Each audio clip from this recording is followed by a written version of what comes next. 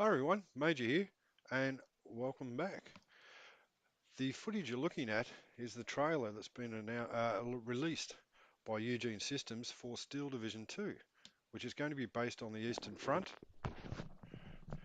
When the release is going to happen, no one knows, but they did say it's going to be centered around operations concerned with Operation Batagon. This is the battles that lasted from June 22 to August 19 in 1944, which resulted in the almost destruction of Army Group Centre, which was the linchpin of German operations on the Eastern Front. 17 German divisions were utterly or totally destroyed during this battle, which meant the Germans had totally, if not already lost the initiative, had totally lost it by then. While Stalingrad was the turning point in the turning of the tide of the battle, Operation Batagon ensured final victory for Russia and a loss of the 25% of the German total army's battle strength on the Eastern Front.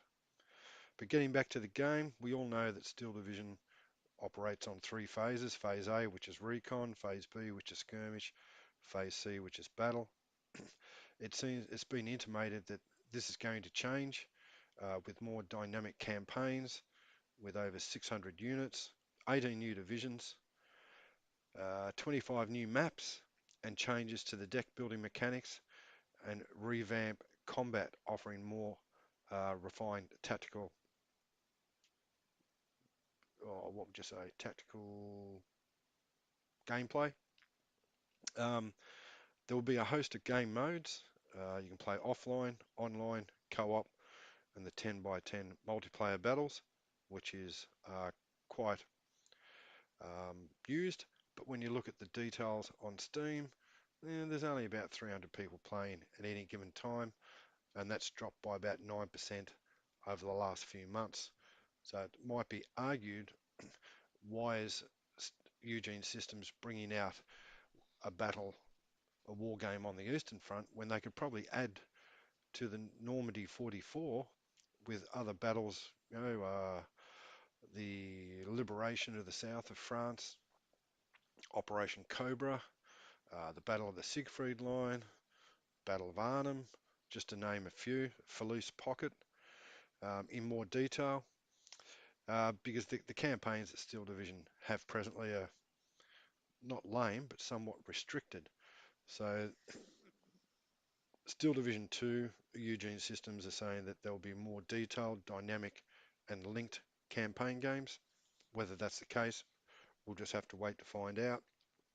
But if they can detail the campaigns more closely aligned as to what you might see, for example, in Red Dragon or Airland Battle, that would be a much bigger improvement on the game. Um, yeah, well, first thoughts, I like the trailer, but after you've played Steel Division for a while, it all becomes a little bit repetitive. You are restricted within the deck as to what you can use. Yep, it's great to have the idea of recon, skirmish, and battle. But that's not necessarily how it may have happened. Um, I think if they have more um, campaigns to build on some of the dynamics of what might be happening on the left flank or the right flank, would certainly be an improvement. And I'd certainly like to see a bit more flexibility in the decks. Apparently that's going to happen. We'll have to wait and see. So am I enthused about what's coming out in this game? I'm interested, but I'd like to see a bit more detail as to how the game will work. Um, Given that they're centering Steel Division 2 on the Eastern Front on this particular operation where Russia had overall superiority in tanks, men, guns, aircraft, it's no one's going to want to play the German side because everyone knows what's going to happen. Um, by 1944, Russia had monsters on the field, not just the T-34, then the upgrade T-34-85, also the KV-1, the KV-2, IS-1, uh, huge monsters, bigger than the Tiger 1, 130 mil cannons. it's pretty hard to see how this game will be balanced so that, even online, players might want to play as the German player, knowing that they're going to be absolutely annihilated. But having said that, depending on the mechanics of the dynamic campaign, um, rather than being a commander of a few vehicles, like if you look at the 85th Infantry out of Steel Division 1, which is part of a mod, you get 6 Tiger tanks. So instead of maybe having 6 Tiger tanks, you might have a whole battalion.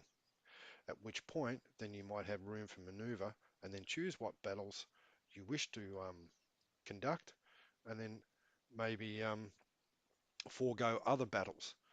You'll also see coming up in this short video a map of the actual battles that took place over that period from June to August, with most of the responsibility of combat falling to Zhukov and Veselensky. I think I pronounced that right.